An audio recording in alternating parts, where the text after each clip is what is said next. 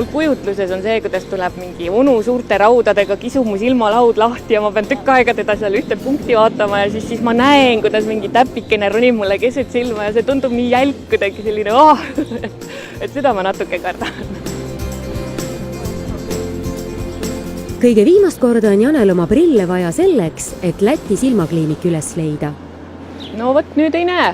Seda silti absoluutselt ei oska välja lugeda. Ilma prillideta on täiesti udu.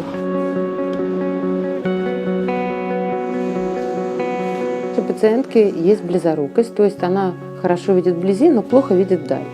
Эту проблему мы можем исправить. Операция методом суперлазик. Эта операция позволит ей прекрасно жить всю жизнь, не пользуясь больше ни очками, ни контактными линзами, что, конечно, должно сделать молодую женщину счастливой. Да? Если ты можешь утром проснуться и хорошо видеть своими глазами, это, конечно, очень здорово.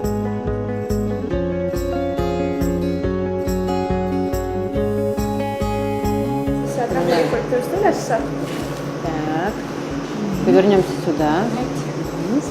На часы посмотрим.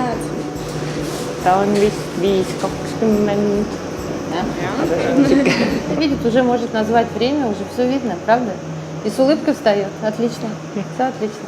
Kõige õudsem moment oli see, kui mulle öeldi, nüüd sa näed, tuleb laser. Aga ma ei näinud seda laserit, ma lihtsalt tundsin seda õudset kärsahaisu.